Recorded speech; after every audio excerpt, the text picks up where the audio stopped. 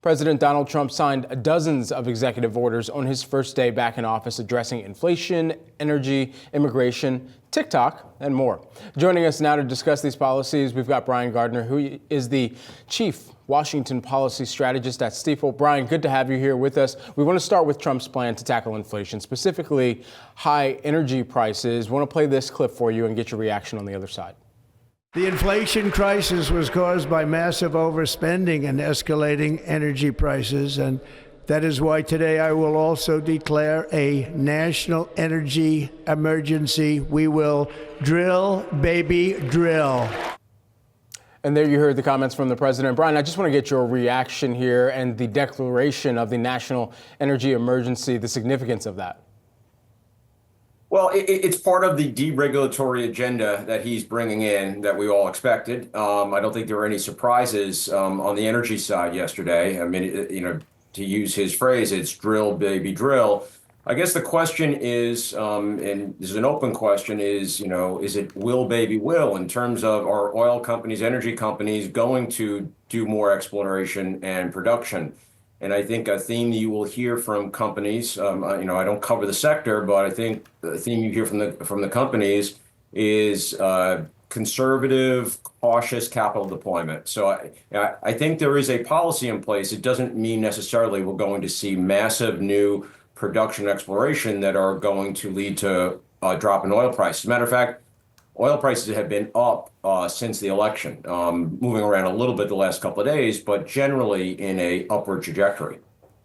Brian, what did you make of the tone and rhetoric surrounding inflation, plans to bring down prices? Talked about it in his inaugural address and mentioned it once again in the Oval Office. Just in terms of that being such a priority, how realistic are some of the goals that he has laid out? Shauna, this is the great conundrum for the Trump administration. They ran on and won in a big part to the battle over inflation, the debate over inflation. The frustration among voters, especially modest income voters that have become a big part of the Trump camp, Trump base, frustration over higher prices.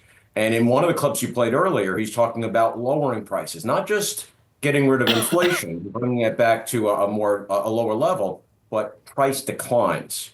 That runs headlong into the tariff debate, which does increase prices over time. So I think, I don't know if you guys want to get into the TikTok debate, but I think that's a signal. I think that the TikTok announcement signals that when a policy runs into the problems that it's against what his base wants, TikTok being younger voters, that you're going to see some flexibility from the Trump camp. And so even though we got that announcement last night on 25% tariff on Canada and Mexico, I'm looking for some flexibility. Is it going to be 25%? Are there going to be sectors that are going to be exempt because particular sectors impacting his base more than others? Just since you mentioned TikTok, let's stay there for a hot second here because, sure. It was a ban that lasted essentially less than a holiday weekend. And now there's going to be more of the legal question mark about what authorities he has in order to overturn a Supreme Court decision that actually backed the basis of national security, which was something that President Trump in the 1.0 of Trump had brought forward previously.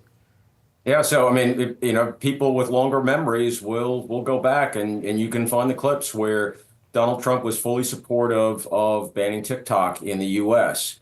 2024 comes along, TikTok becomes a useful tool to the Trump campaign. They bring in younger voters that they may not have reached otherwise, and he has shifted on that.